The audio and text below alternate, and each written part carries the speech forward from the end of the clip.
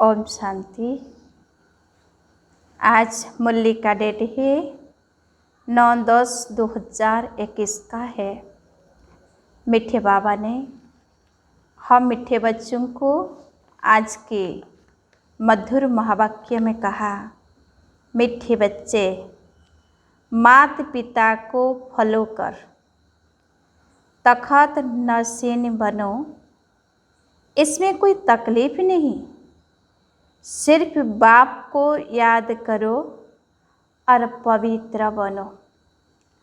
आज बाबा का प्रश्न है, गरीब निवाज बाप अपने बच्चों का भाग्य बनाने के लिए कौन सी राय देते हैं?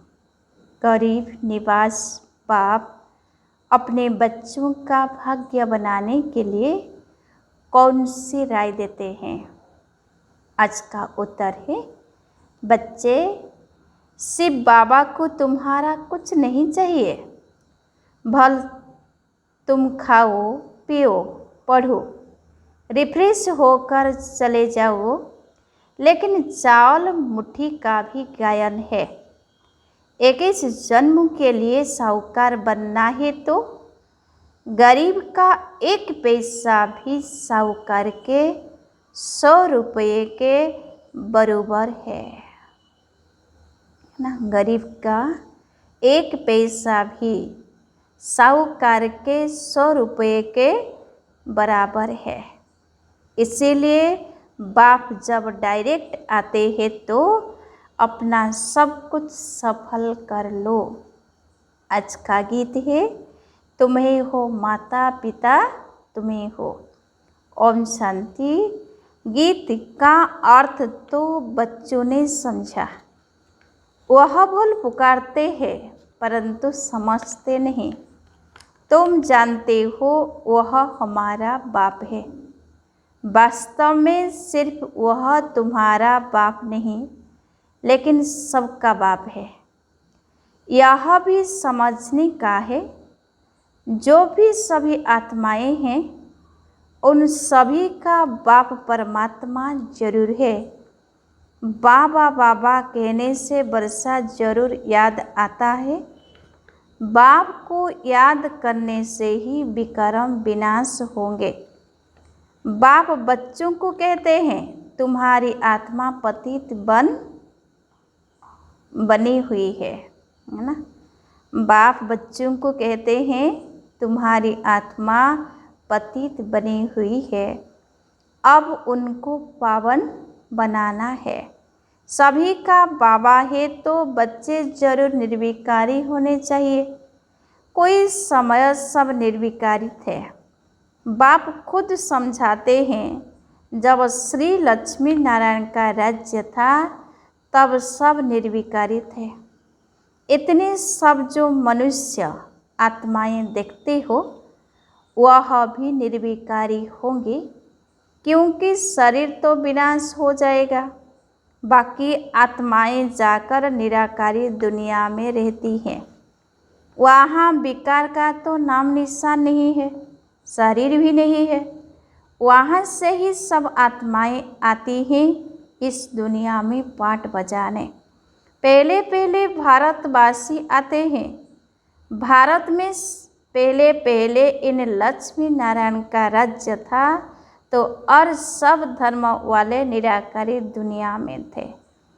इस समय सब साकारी दुनिया में हैं। अभी बाप तुम बच्चों को निर्विकारी बनाते हैं। निर्विकारी देवी देवता बनाने के लिए जब तुम देवी देवता बन जाते हो तब तुम्हारे लिए जरूर नई दुनिया चाहिए। पुरानी दुनिया खत्म होनी चाहिए। शास्त्रों में महाभारत लड़ाई भी दिखाई हुई है, दिखाते हैं। बाकी 5 पांडव रहे, वह भी पहाड़ पर गल गए, कोई नहीं बचा। अच्छा, इतनी सब आत्माएं कहाँ गई? आत्मा तो विनाश को पाती नहीं, तो कहेंगे निराकारी निर्विकारी दुनिया में गई। बाप विकारी दुनिया से निराकारी निर्विकारी दुनिया में ले जाते हैं। तुम जानते हो बाप से तो जरूर वर्षा मिलना चाहिए ना। अभी दुख बढ़ गया है। इस समय हमको सुख शांति दोनों चाहिए। भगवान से सब मांगते हैं, हे भगवान हमको सुख दो, शांति दो। हर एक मनुष्य पुरुषार्थ करता ही है धन के लिए। पैसा है तो सुख, तुमको बेहद का बाप तो बहुत पैसा देते हैं। तुम सतयुग में कितने धनवान थे, हीरे जवाहरों के महल थे। तुम बच्चे जानते हो हम बेहद के बाप से बेहद स्वर्ग का वर्षा लेने आए हैं। सारी दुनिया तो नहीं आएंगी, बाप भारत में ही आते हैं। भारतवासी ही इस समय नरकवासी है, फिर स्वर्गवासी बाप बनाते हैं। भक्ति में दुख के कारण बाप को जन्म जन्मांतर याद किया है। हे परमपिता परमात्मा, हे कल्याणकारी दुख हरता सुख करता बाबा, उनको याद करते हैं तो जरूर वह आता भी होगा। ऐसे ही मुफ्त में थोड़े ही याद करते हैं, समझते हैं भगवान बाप आकर भक्तों को फल देगा। सो तो सभी को देगा ना, सो तो सभी को देगा ना। बाबा तो सबका है ना। तुम जानते हो हम सुखधाम में जाएंगे, बाकी सब शांति धाम में जाएंगे। जब सुखधाम में है तो सुख शांति सारी सृष्टि पर रहता है। बाप का तो बच्चों पर लव रहता है ना, और फिर बच्चों का भी माँ बाप पर प्यार रहता है। यह भी गाते हैं तुम माता पिता हम बालक तेरे, तुम्हारी कृपा से सुख घनेरे। जिस्मानी माता पिता होते हुए भी गाते हैं तुम माता पिता तुम्हारी कृपा से सुख घनेरे। लौकिक माँ बाप के लिए तो ऐसे नहीं गाते हैं, भल वह भी बच्चों को संभालते हैं, मेहनत करते हैं, वर्षा देते हैं, सगाई कराते हैं, फिर भी सुख घनेरे पारलौकिक माता पिता ही देते हैं। अभी तुम हो ईश्वरीय धर्म के बच्चे, वह सब है आसुरी धर्म के बच्चे। सतयुग में कभी कोई धर्म के बच्चे नहीं करते हैं। वहाँ तो सुख ही सुख है, दुख का नाम निशान नहीं। बाप कहते हैं मैं आया हूँ 21 पीढ़ी के लिए तुमको स्वर्ग के सुख घनेरे देने। अभी तुम जानते हो बेहद के बाप से हम स्वर्ग के घनेरे सुख पा रहे हैं। यह दुख के सब बंधन खलास हो जाएंगे। सतयुग में है सुख का संबंध, कलयुग में है दुख का बंधन। बाप सुख के संबंध में ले जाते हैं, उनको कहा ही जाता है दुख हरता सुख करता। बाप आकर बच्चों की सेवा करते हैं। बाप कहते हैं हम ओबीडिएंट सर्वेंट हैं, तुमने मुझे आधा कल्प याद किया है। हे बाबा आकर हमको सुख घनेरे दो। अब मैं आया हूँ देने, तो फिर श्रीमत पर चलना है। यह मृत्यु लोक सब खत्म हो जाने वाला है, अमर लोक स्थापन होता है। अमरपुरी में जाने के लिए अमरनाथ बाबा से तुम अमर कथा सुनते हो। वहाँ तो कोई मरते नहीं, मुख से कभी ऐसे नहीं कहेंगे फलाना मर गया। आत्मा कहती है हम यह जड़ जड़ीभूत शरीर छोड़कर नया लेता हूँ। वह तो अच्छा हुआ ना, वहाँ कोई बीमारी आदि होती नहीं। मृत्यु लोक का नाम नहीं। मैं आया हूँ तुमको अमरपुरी का मालिक बनाने। वहाँ जब तुम राज्य करेंगे तो मृत्यु लोक का कुछ भी याद नहीं पड़ेगा। नीचे उतरते उतरते हम क्या बनेंगे वह भी मालूम नहीं रहता। नहीं तो सुख ही उड़ जाए। यहाँ तो तुमको सारा चक्र बुद्धि में रखना है। बरूबर स्वर्ग था, अब नरक है, तब तो बाप को बुलाते हैं। तुम आत्माएं शांति धाम की रहने वाली हो, यहाँ आकर पाठ बजाती हो। यहाँ से तुम संस्कार ले जाएंगे घर, फिर वहाँ से आकर नया शरीर धारण कर राज्य करेंगे। अभी तुमको निराकारी, आकारी और साकारी दुनिया का समाचार सुनाते हैं। सतयुग में थोड़े ही यह पता पड़ेगा, वहाँ तो सिर्फ राज्य करेंगे। ड्रामा को अभी तुम जानते हो, तुम्हारी आत्मा जानती है। सतयुग के लिए हम पुरुषार्थ कर रहे हैं, स्वर्ग में चलने लायक जरूर बनेंगे। अपना भी कल्याण और दूसरों का भी कल्याण करेंगे। फिर उन्हों की आशीर्वाद तुम्हारे सिर पर आती रहेगी। तुम्हारा प्लान देखो कैसा है।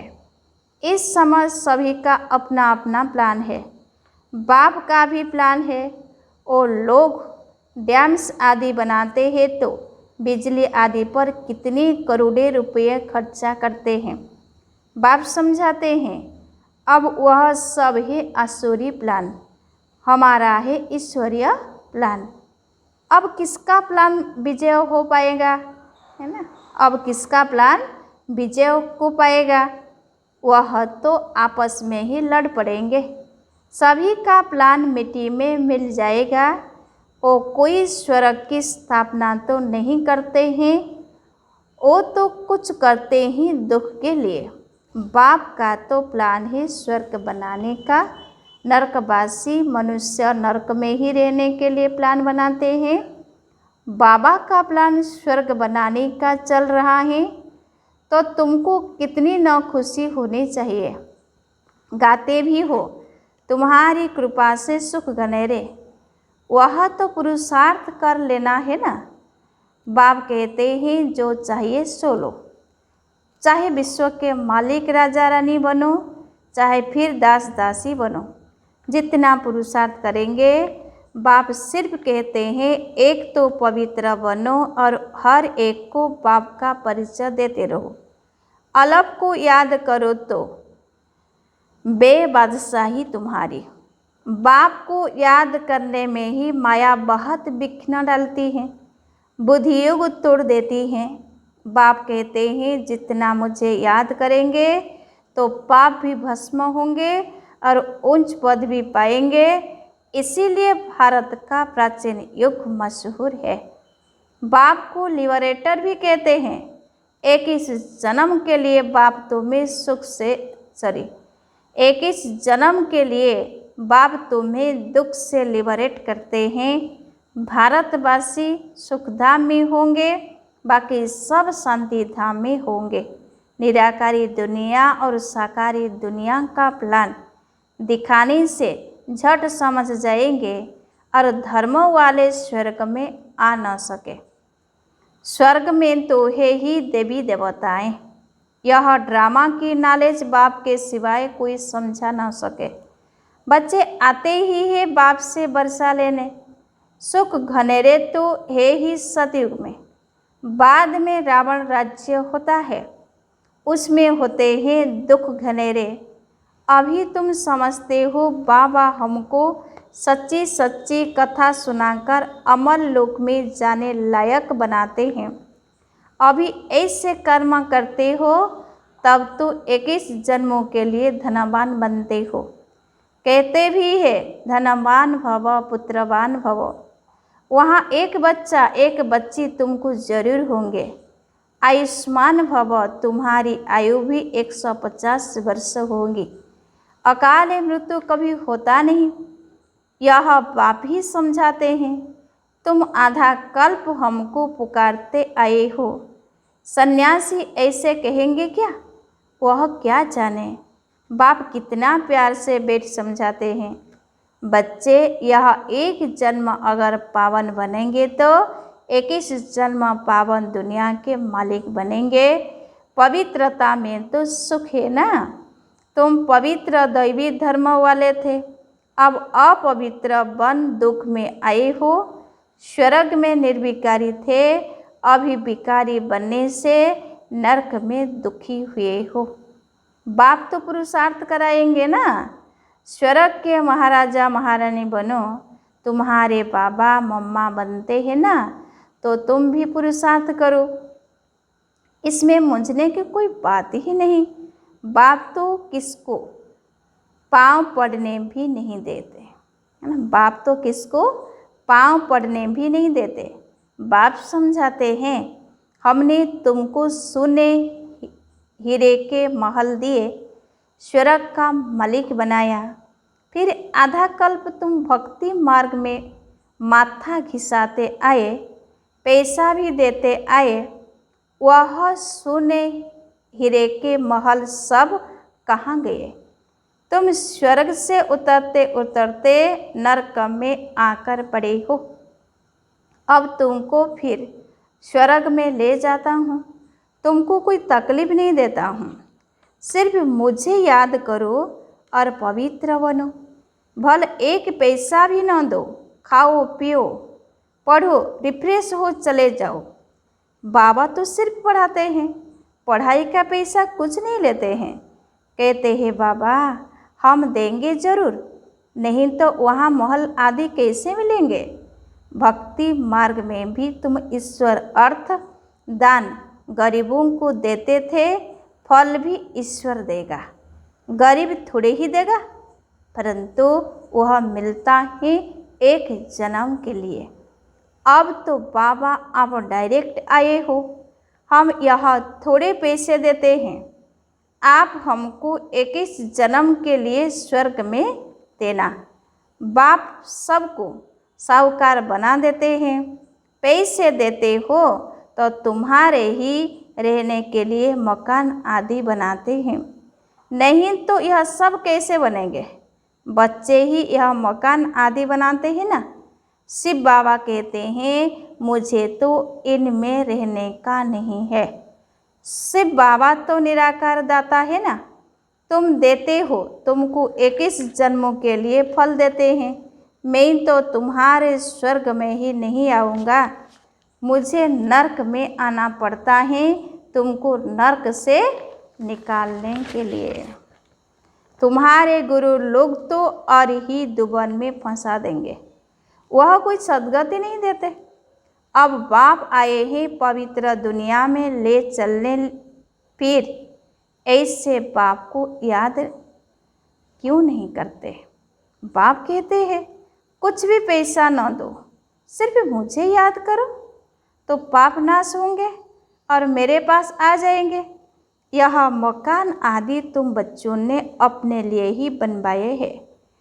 यहाँ चावल मुट्ठी का गायन है ना, गरीब अपनी हिम्मत अनुसार जितना देते हैं उतना उनका भी बनता है।